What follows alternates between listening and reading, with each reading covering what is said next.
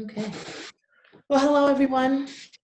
It's another hot Thursday. We're full swing in summer break, even with a unique ending of the school year, but it is still summer break for us. And we'd like to thank you all for joining us this afternoon to have another courageous conversation. A month ago, we had a virtual roundtable on Black women educators amidst the uprisings after Breonna Taylor and George Floyd's murders. And that month was pretty heavy with international protests and a lot of increased awareness around Black Lives Matter. And after that discussion that day, our energy was so high that we felt a part two was necessary. So today we've invited you to join us to discuss now the impact of the lack of diversity in the teaching profession, particularly on Black women educators. Our conversations usually span from our personal experiences, sharing resources, inviting all the attendees to share their stories and what their career has been like as educators. And we would hope that you feel comfortable to share these ideas and stories and that you're able to return to your classrooms, your families, your communities with a renewed spirit or some new ideas on how to impact change. So once again, we welcome all of you. We have our moderator today, and we have two Sophias. So Sophia D, she'll wave to all of you, is our moderator, and she is also an educator and an artist who resides in Newark, New Jersey. Additional facilitators today include Monet, and Monet will wave, and she's a doctoral student and educator based in Michigan, but today she is in the state of Georgia. We have Vivett, who's a middle school ELA teacher and an activist as well, residing in Queens, New York. We have up next Nana, who's an educator in Brooklyn on the elementary school level. And we have our next Sophia, popular name today, Sophia James, who is based in Manhattan and is the founder of Education Unplugged. It's an online platform to connect teachers to education policy. And she works in education and policy as well. And questions today have been created to guide the discussion, and we definitely invite all of you to participate live or in the chat room, whichever way you feel comfortable. Sophia, during the moderation of the chat, will offer you space to jump in and share your ideas. And we will also be sharing with you in the chat during the conversation some resources, some links, and hoping that all of you can connect even afterwards. So we just ask that you mute yourselves. You can use the raise hand icon during the hour or just jump in, and we welcome you. And from here, I hand the mic over to Sophia.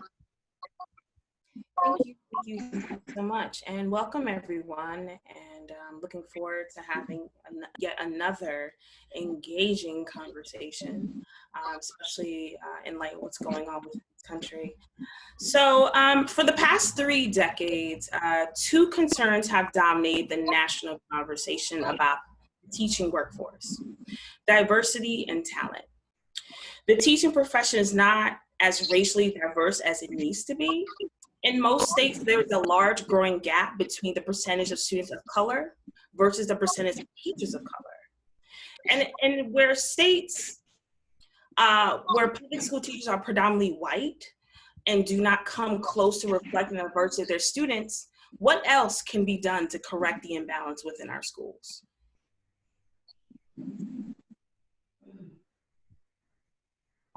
I just wanted to say something super quick. Has it started recording yet?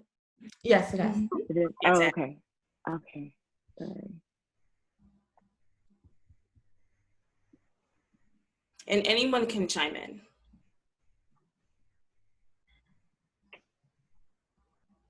Sophia, could you review that question again, please?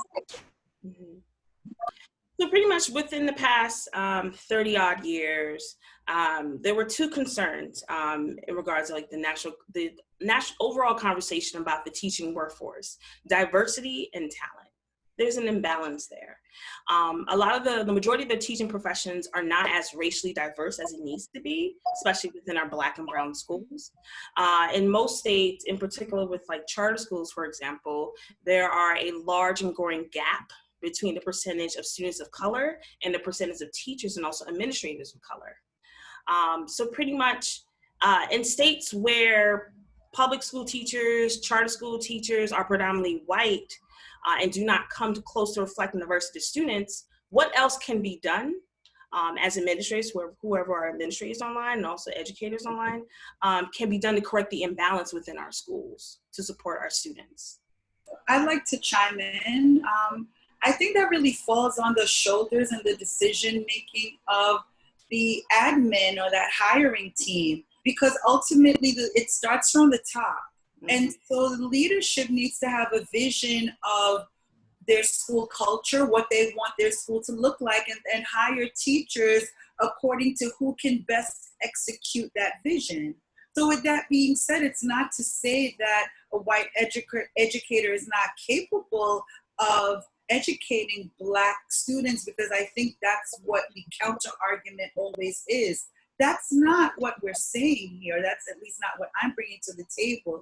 What I am offering is that administrators have a due diligence to ensure that students have teachers in front of them that look like them, because they know the educational value of that, and that should be part of the vision of every school. I don't think that's like a selective vision or something that's so nuanced, right? And so that's part of this issue, is from the leadership, that they're just making decisions based on perhaps budgets, that they're not putting forth their best efforts to recruit teachers that uphold the values they want shared out in their school. So, I come down heavily on administrators, because it's their school. It's like, in my home, if something's wrong in my home, shouldn't someone come and look at me and my husband? Yes. You're the leaders of your home. Why are schools absolved of this responsibility, or the administrators absolved of this responsibility? It's not right. And then on the superintendent's level, let's take it a step higher. Who are they allocating as principals? And do they take that into factor that in either? There's this like good old boys club, at least in the Department of Education, that's a major part of dismantling systemic racism and the powers that be that allow for there to be so many white teachers teaching Black students. They say there are no teachers. I've asked this question, we don't have any teachers, we can't find them. What do you mean you can't find them? I'm in school, I was in school with them. We exist, we're here.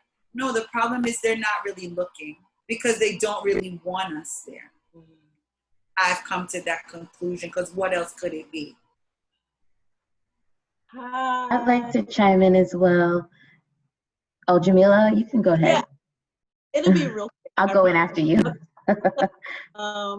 I teach early childhood, but I'm also a doc student in teacher education and teacher development. And while the idea of having teacher-student parity is nice, where the students have teachers that look like them, that's not to say that's the answer, because white supremacy can exist in Black and brown bodies. We've all been raised in this system that's steeped in white supremacy.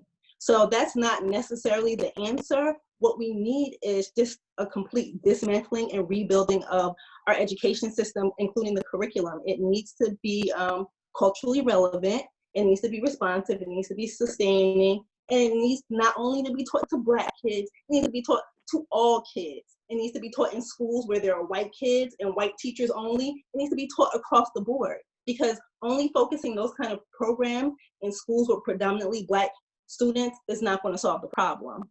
It's not. And I would like to jump in, because your question actually resonated with me, Sophia. The question, just referring back to it, is what else can be done to correct the imbalance in our schools? And I thought about, if I change the wording, why is there an imbalance in our schools? Like, why do we even have to address this issue? And then I thought about programs that some of my white colleagues had participated in the past, on the road to becoming a steadily focused, this is my career teacher mindset. I don't know if anyone's familiar with Teach for America.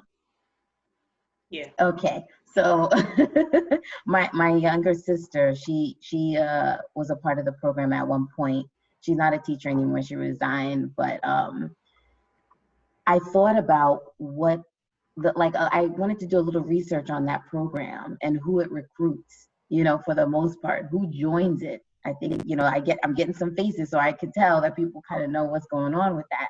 And I did some of the research, and I'll put in the link that I got some of my resources, but a majority of people that join the program are white. If you do your research, if you do some studies and backgrounds.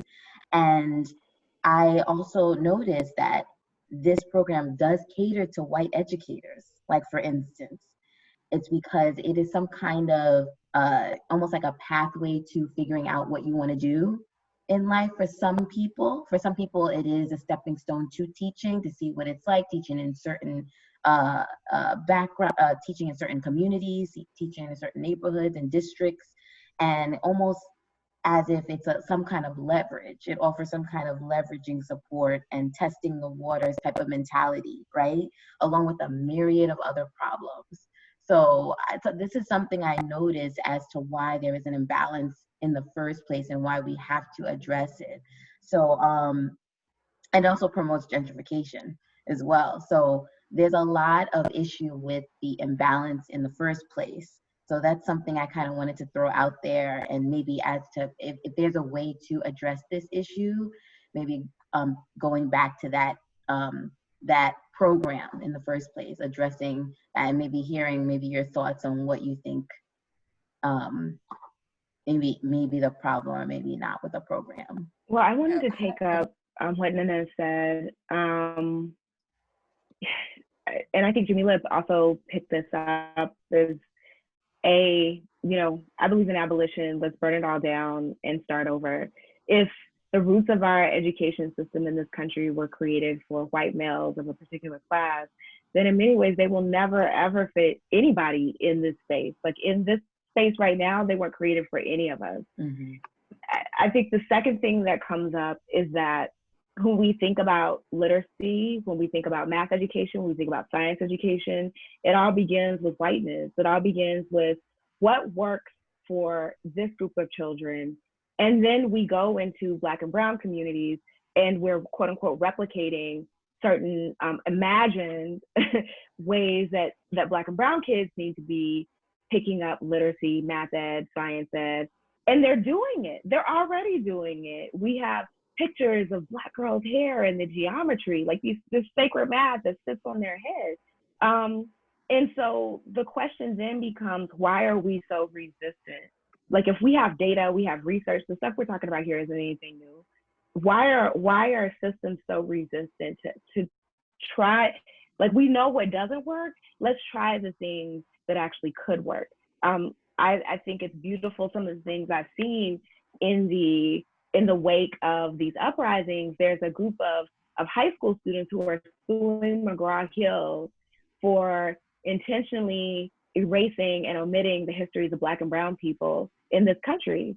And so when we think about, I feel like the achievement gap, the opportunity gap, all this is a myth. This is a myth. And what it does is it places Black and Brown kids, like, you have to work harder. You got to, like, calling out Kip a little bit, school is the answer. You have to stay longer at school. You got to do these things as if we haven't been working hard all of these centuries to survive, right?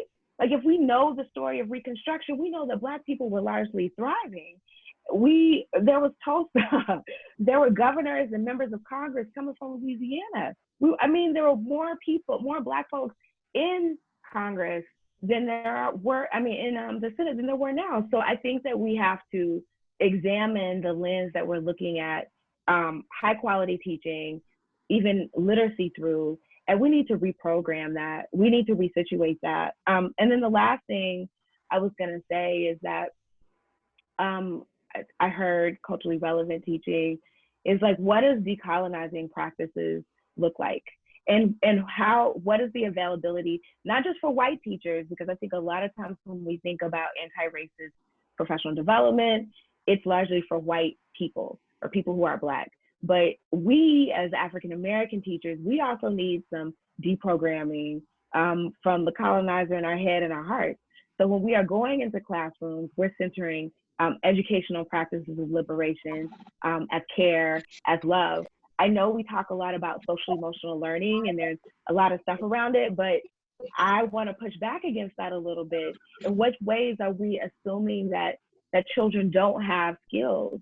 You know, the same child who we might see doing something in school is taking care of his or her siblings every day. If that's not social emotional complexity, I don't know what is, right? So I think if we're thinking about diversity and we're thinking about teaching and we're thinking about this gap, I think we also have to address whiteness in our public school systems and work toward abolition, which may not happen tomorrow, right? It may not happen next month, but there are ways that these walls can come down. And what ways maybe are we complicit in these structures of oppression? What ways are we tied to whiteness in our classrooms? What ways are we teaching? What ways are we learning? Have we picked up?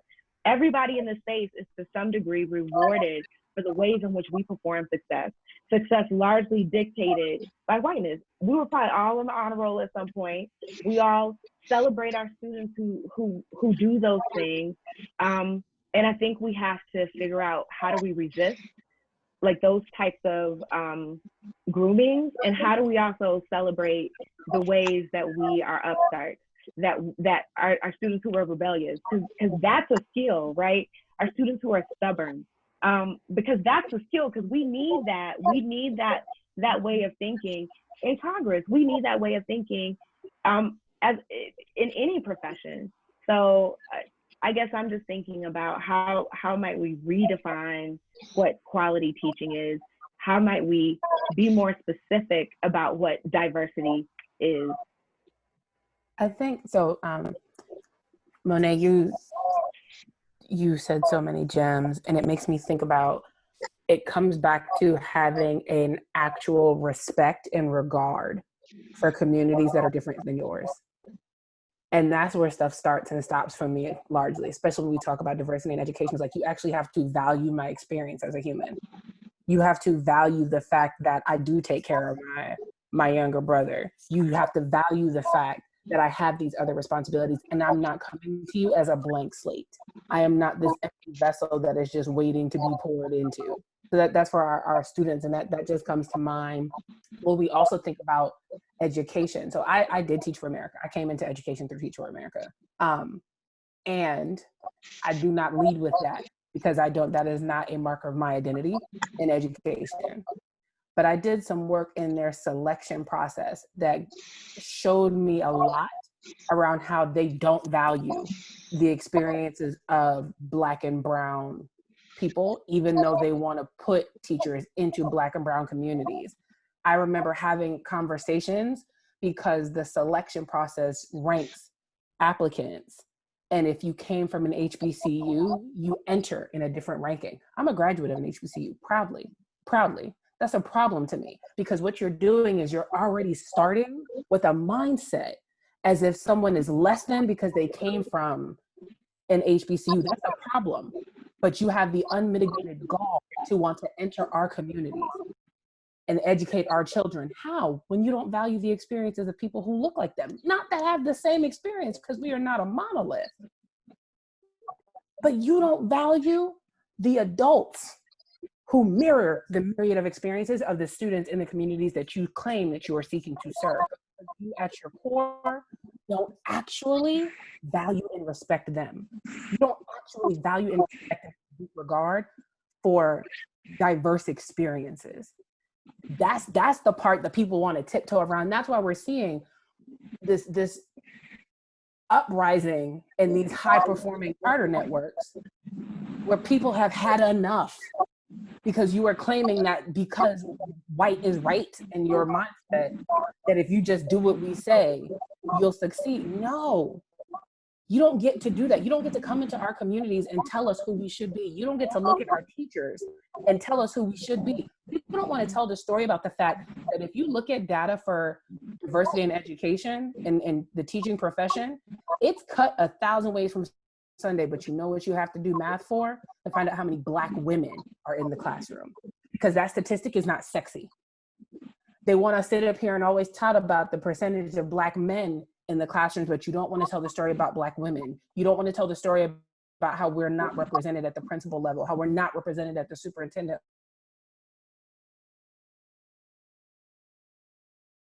That people are committed to keeping us out of. But it's all stemmed from, you don't respect us.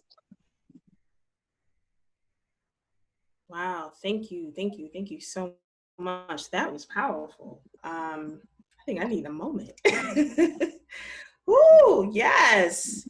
Speaking of not respecting us and not seeing enough representation of Black women in the classroom, how can we be sure, as educators, as administrators who are also on here as well, where we can really start creating a pipeline at some point in time to diversify the workforce with teachers that are experienced, supported, and represented to the student body?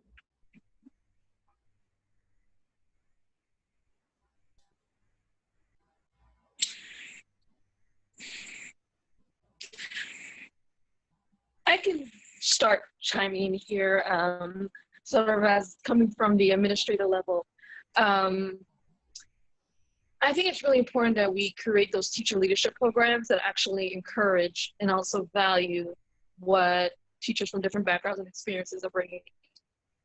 It's like teachers of color, like was spoken before. For example, the Department of Education does have a teachers fellowship program, and they revamped their leadership program. And part of our goals under the Carranza is equity and excellence. So focusing on racial equity ideals and striving towards that. So that means a diverse workforce. And so my understanding is that when they're looking at teacher leadership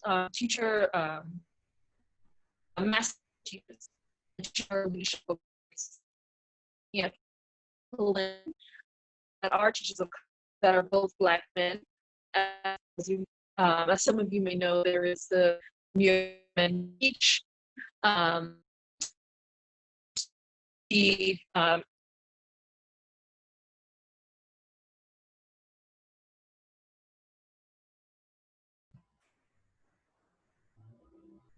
Looks like, Sophia, are you still there?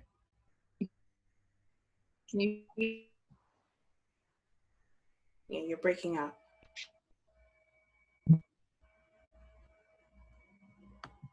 Can you see me? We can hear you barely. Okay, I apologize for that. I've been dropping in and out in this session. Can you hear me? Yes, we can. Okay, I'm back. What I was trying to say before is basically the types of programming that we're looking at and that we're trying to encourage are more diverse programming that help teachers of color excel and propel them to the next level and bring their voices and their experience and their knowledge to the next to fill in that gap. How successful that has been is yet to be determined. I haven't seen the stats as of recently, and I think right now the data will be null and void considering our remote learning period. So my concerns is the diversity efforts going into the new school year and what that will look like, because there'll be that lack of support and the shift of priorities in supporting our students from the remote learning standpoint.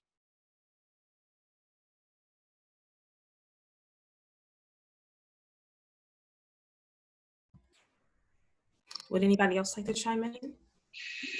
I'd like to say hi, everybody. I'm really grateful to be part of this conversation. I know Monet pretty well, so thank you for having me here. So I'm from Seattle, Washington. I'm from Iran, but live in Seattle, Washington. And just from my standpoint as a non-Black educator, having taught predominantly Black and Brown students in my teaching year, one of the things that I think I see that's an issue is the way educators that I've seen even talk about teaching and the way they experience teaching within the classroom. So if I'm a student in a classroom and all I hear is teachers don't get paid enough, teachers are working so hard, teachers are this, teachers are that. One, that's not a sexy thing. Like that, there's nothing about that that makes me as a child do that. And then when I see white teachers who are being saviorists or constantly punishing Black and brown bodies, again, not something that drive anyone towards that. So something that I feel like is my duty as an educator who is not Black or brown is being able to like bring joy into the classroom, and like many of you shared, meeting my students where they're at, celebrating who they are, really getting to know them, and talking about these things with students as well. I think sometimes we don't discuss this with our students at all, and students see, like even a conversation with my students about how often in your educational experience have you had a teacher that looked like you? What would that have done for you? And allowing students to think about these things, because I think sometimes I really truly believe that things are in place because they're meant to hold people in certain places in society. So unless we can address them head on and have those conversations with young people so that they can see those things for themselves, and I think oftentimes they do, then we can get to that place of change. So when I get into the classroom, I'm very open about the joy that I experience. My job is not easy, but it's, I think, one of the best, greatest things in the world, because I think people were brilliant all day. But then you turn on the news and there's nothing beautiful about teaching that we hear in the news, right? So I think there's just this message that constantly being told to people that this job is not for you, not a space that you should be in unless you want to save lives. And that's not something that I think teaching should even be viewed as. And I think that's an issue as well. Sophia, hi guys, this is Nelly. So I was listening to the other day where you mentioned about the leadership program inside of the Department of Education. I had applied for LEAPS. I've applied for LEAPS I think I applied twice and denied twice, and that's fine. And I will apply again because I do see myself as an administrator. But what I've noticed is that the cohort that they have is predominantly white male. There are a lot of white males who are part of the LEAPS program, and the LEAPS program is a leadership program inside of the Department of Education. And that's one, and then there's another one with Columbia, with Bank Street and other ones. But I'm looking at them and I'm like, why are there so many white male applicants and those who got into the cohort and there's a lot of applicants, but they're predominantly white males who get into these programs. We need more diverse principals, assistant principals, superintendents, people who are not just we need to move away from the regular. And why is that? Why is it that we only look at, we're typecasted within the Department of Education, and it's hurtful when most of our children are not white kids. Like most of our kids are Black and brown boys and girls. So what can you say about that? I want to know. And feel free, other educators, to jump in on this as well. It's tough because, again, like I briefly saw in the chat, it's who people see themselves, who see as the knowledgeable educators. What we are so entrenched in understanding that our fellow white colleagues have all the answers, and we trust that they can lead us in the right direction. And so I think it's time to maybe call out our peers on these type of I would even call that in that instance biased perspectives in selecting men as having the potential to be leaders and only leaders in those type of positions. And you also have to remember, because I know I was told this as I've been going up the ladders in educational leadership, is that men always, even if they don't know much, will be the first one to say, let me do that job, and because I know how to do it. And even though they have minimal background, and as women, we tend to question our own potential, and whether we can be successful in that. And I think we have to flip the script on that and actually empower ourselves and actually talk to each other and talk to these women who are perhaps senior leadership, and networking, and sort of really telling and asking why, are we not part of the conversation, and why are we not being selected? What is the focus? What is the criteria? Maybe that the rubric on selecting future educational leaders needs to be reassessed. And I'm actually quite surprised, because our focus has been around racial equity during the past few school years. So I'm actually quite surprised, and it's maybe something that needs to be reassessed as well. Yeah, I wanted to just read some of the things that were in the chat. And Kristen was saying, because they see potential in people who look like them, and that lens isn't extended to people who don't, it reflects the same premise that it takes people who look like them to fix the system, even though we know that folks who created the problem are not going to be the ones who fix it. And then I think she was responding to something that you again brought out, Sophia. There's an interesting thing that happens in education where white men go from somehow being a minority in the classroom to being the majority in positions of senior leadership. And then Christy added, and why does it take white, often male educators to make folks believe the stuff that other educators have been saying the whole time? I think, the other thing is, yes, we do want to be at those tables, but do we really want to be at those tables? Like, I feel like the things that, like when I first became a teacher, the people who trained my little green behind were Black women who didn't play, who were putting books in my hand by people of color, who were teaching me how to teach in culturally responsive ways, even before I knew what that word meant. And if we're going to dismantle systems of oppression, so Audre Lorde says the master's tools won't dismantle the master's house. So if I'm really trying to knock this house down, I want to use the tools that are going to knock it down. I mean, we see Ava DuVernay, just to draw a parallel, we see Ava DuVernay doing that, right? She's funded her own film. She's doing her own thing. She is literally putting Black directors to work, Black screenwriters to work, Black actors to work.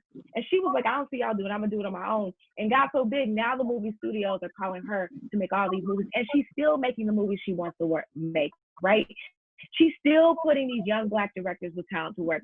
Why don't we have those same incubators among us? Why don't we start those same spaces among us? Because we know what works, right?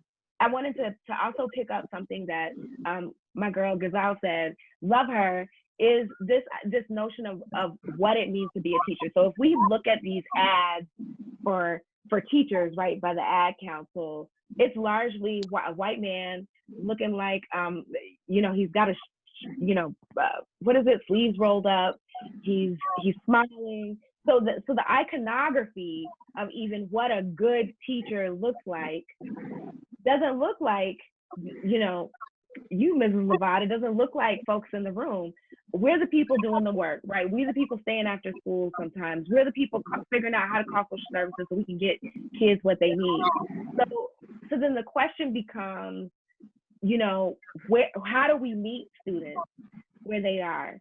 I think a lot of students will end up going into teaching because of what they see demonstrated, even if that's not what they feel like their ministry is now, but they see the care, right? That's what they're gonna remember. They may not listen, may not remember all the poetry things that I love and taught, but they remember the care.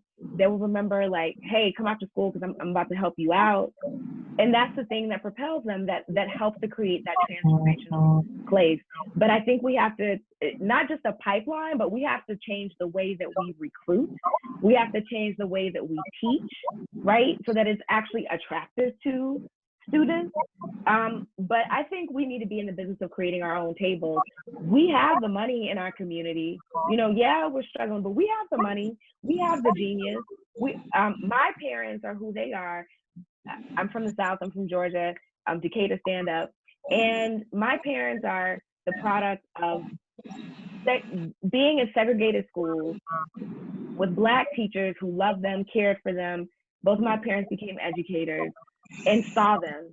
And that seeing was so different when they got in predominantly white environments that they wanted to go back and change, be sure that Black and brown kids were seen. You know what I mean? So let's create the tables. Let's involve ourselves in the messiness of it, because it ain't neat, and do that work. Let's not rely on the Department of Education and Betsy DeVos, who really doesn't care. I would even maybe extend that to perhaps some Obama appointees as well, who maybe didn't have the experience needed. And so instead of dismantling No Child Left Behind, they perpetuated cultures of testing that we know are racist.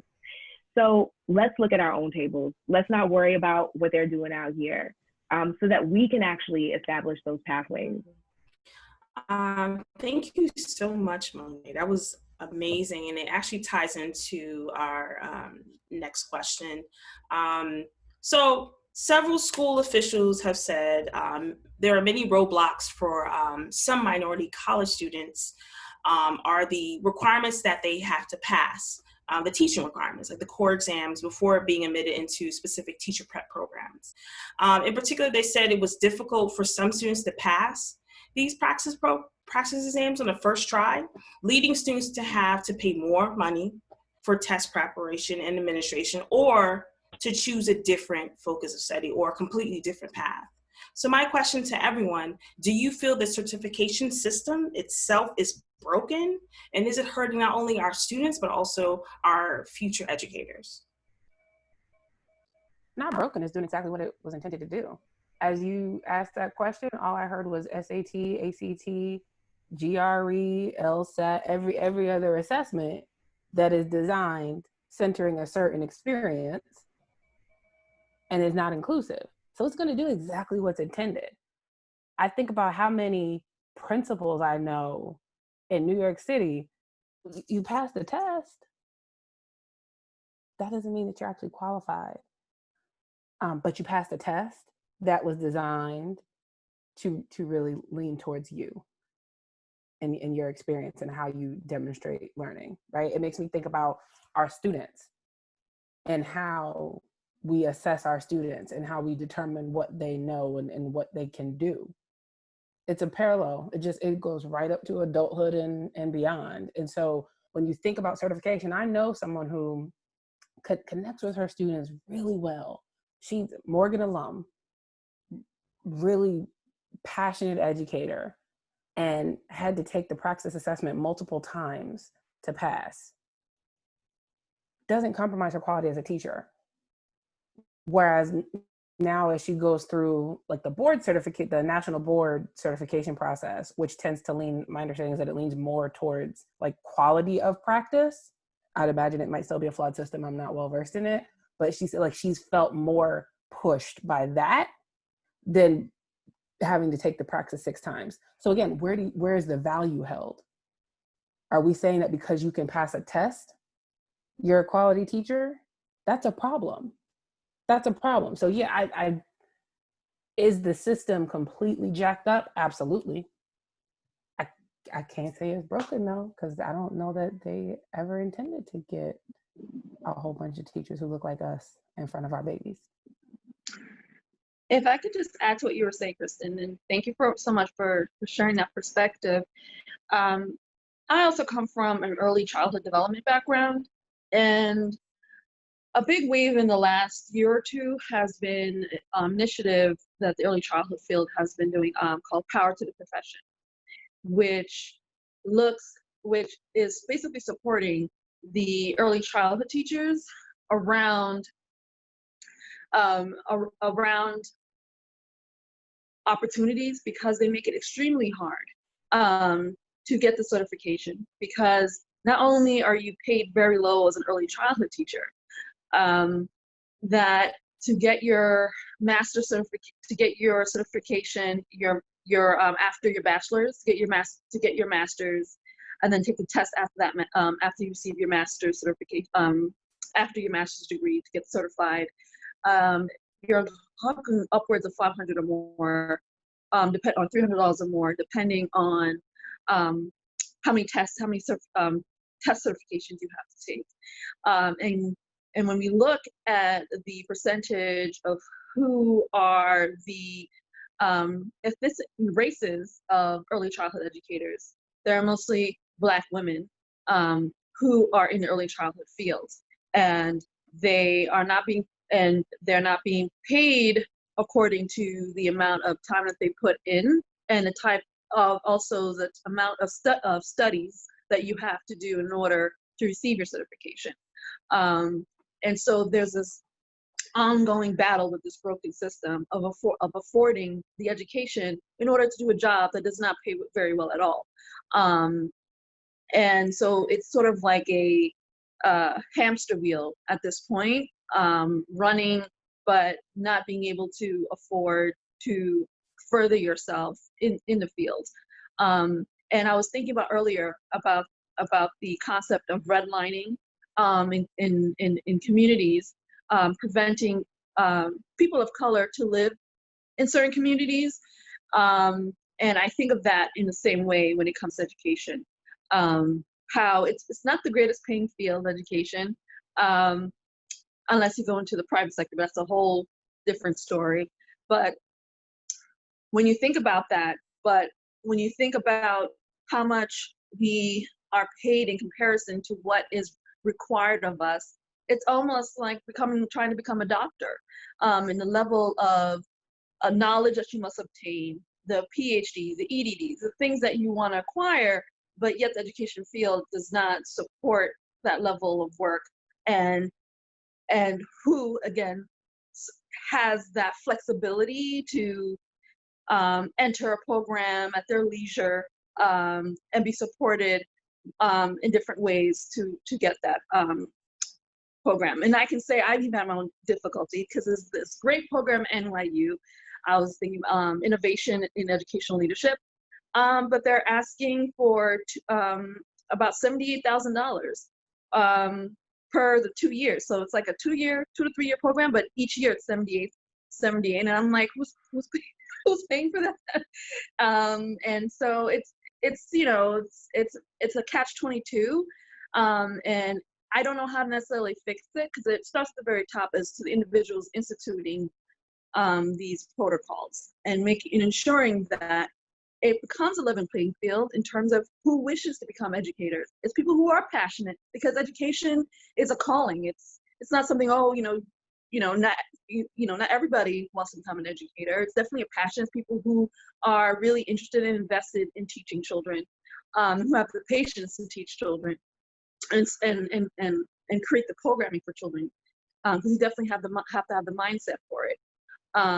So it should be something that should be open to individuals who do wish to pursue it, but at an affordable level that is comparable to what the typical salary is. I'd like to jump in and add in, if you don't mind, Yes, please do. a personal experience, because it's like the certification and then the recognition of teachers. I don't know if people are familiar, educators are familiar, but in New York State, specifically New York City, there's the tenure system, and that's a prime example, of the highest achievement in New York City, outside of getting your national board certification. And I have a personal experience. So this is my 6th year of teaching in an elementary school. It's my 3rd school, and I'll explain why. With my first school, I was fired after my 1st year of teaching, because I was told by a white administration that I was not a good fit for the school. point said, enough said.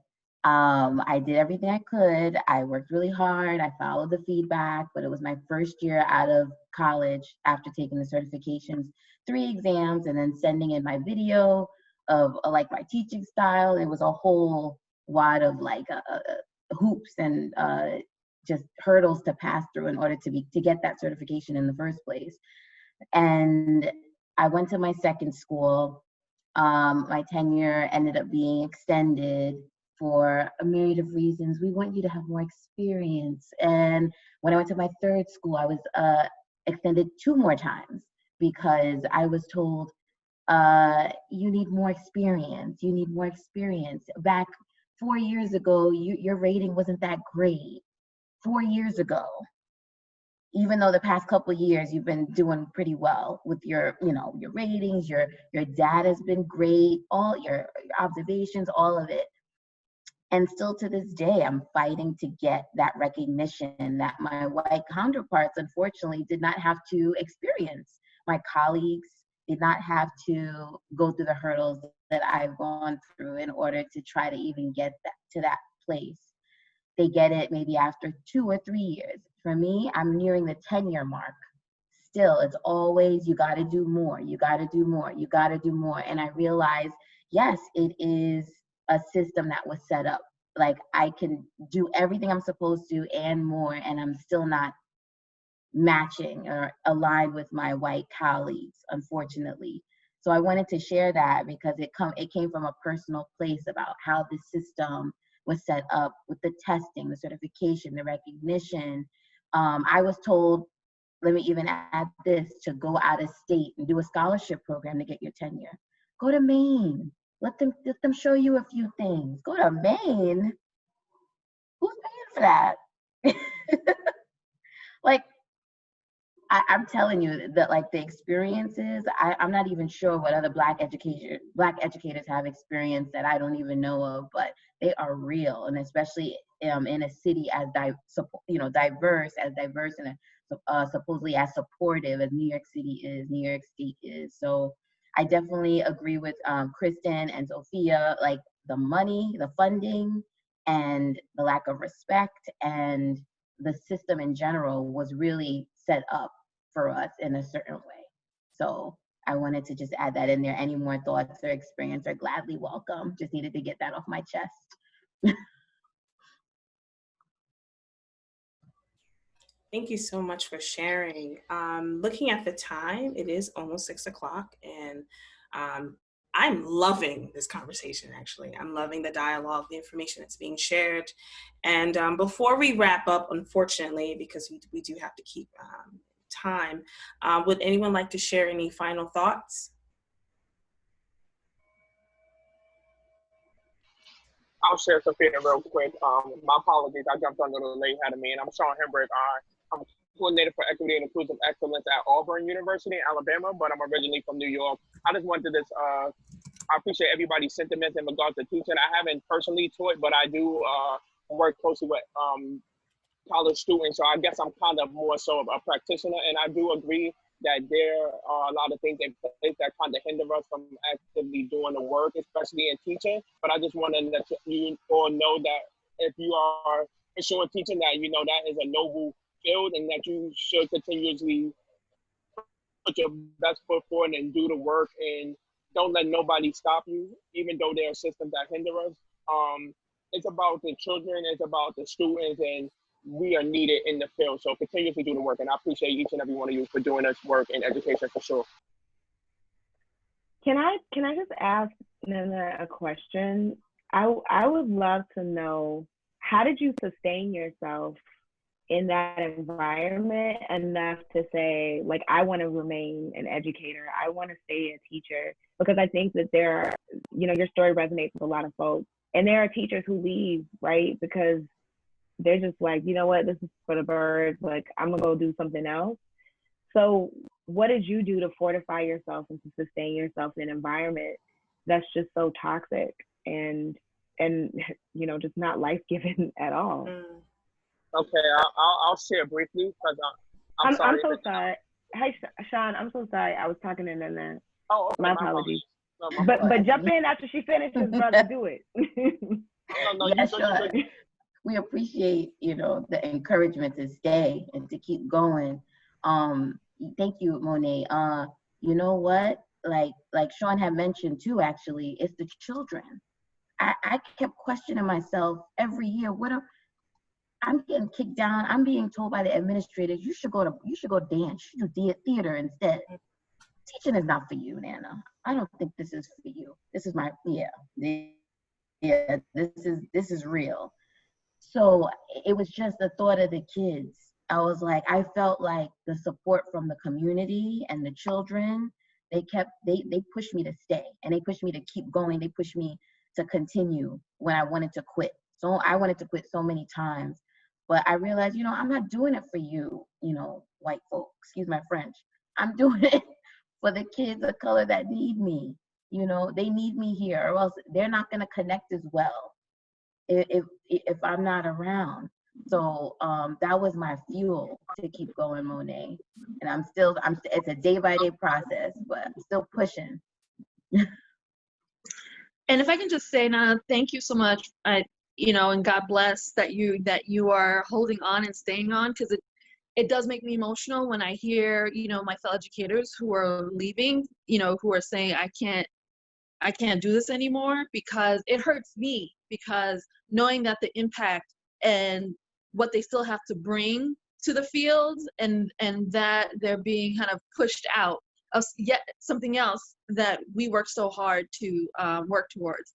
And I can share that from my personal experience. I have a friend, he's a male teacher, and he teaches out of high school, and he's told me numerous times, I don't know if I can do this anymore.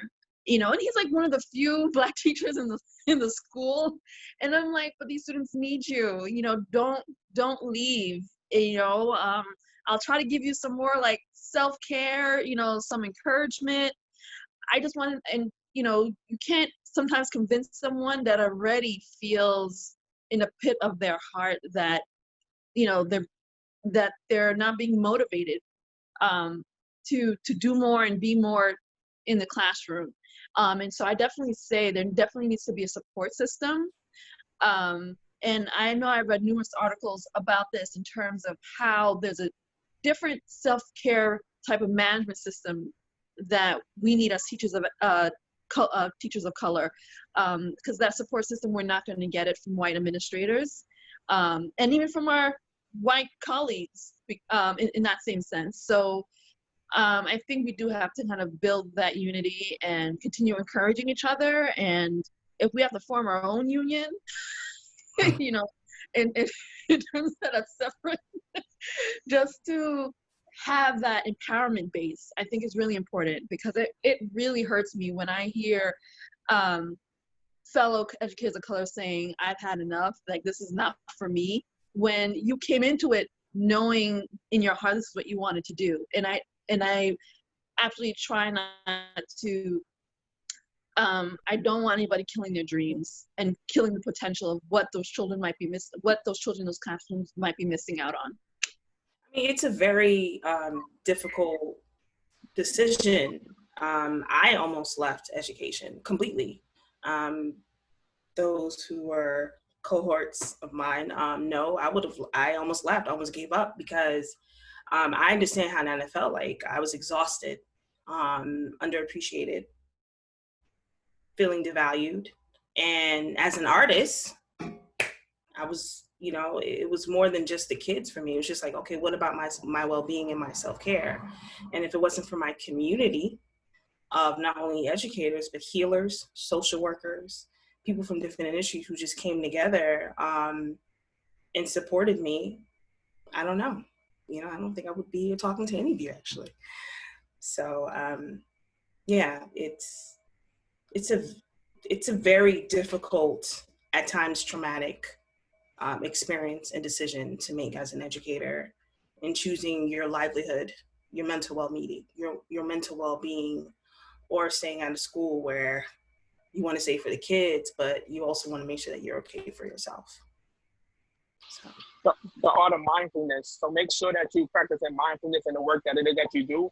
and incorporating that into everything that you do. So really asking yourself every single day, like, yo, who you doing it for? So like when you have your white colleagues telling you like you don't need to be here, or as mentioned, like, you know, you need more experience, like remember that you know what you're doing. Like you there for a reason. And those students look to you to educate them. So don't worry about what everybody else is focusing on. I mean, even in higher ed, I deal with it.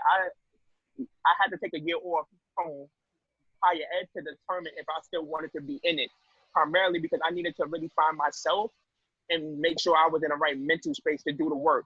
And I realized that I know who I am in my work and doing this work as an educator, as a higher ed practitioner. So I came back and I continuously doing the work, even when those that claim to do the work aren't doing the work.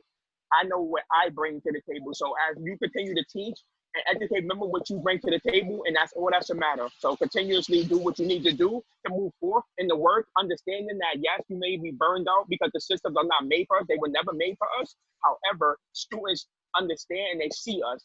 As long as they see us, that's what's important. They need us because they see us, and there's not a lot of us in the field. So remember that.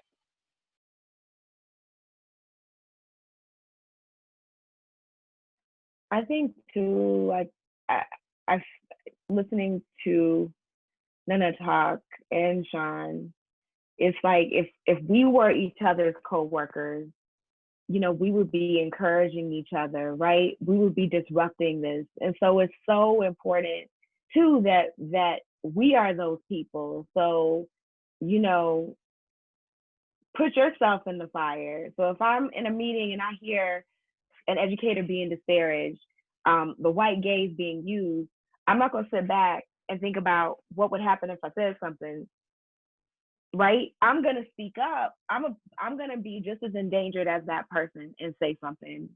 And I shouted out two of my former colleagues, Erin Thiesing and Allison Wallach, because they do that, like do those things in hiring meetings.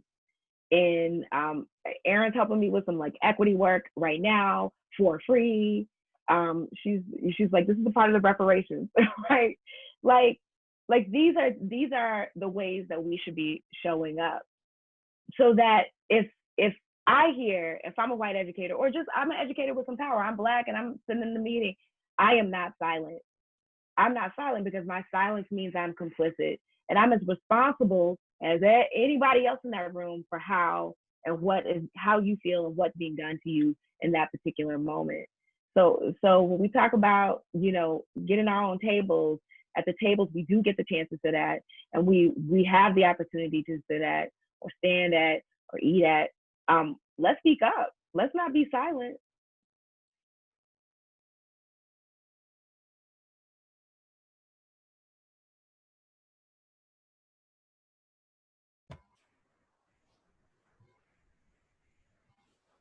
All right, so it's about 6:07. Thank you all so much for sharing your thoughts, your feelings, creating space to really not only uplift each other, but also nourish each other. You know, pouring water into one another, into each of our cups.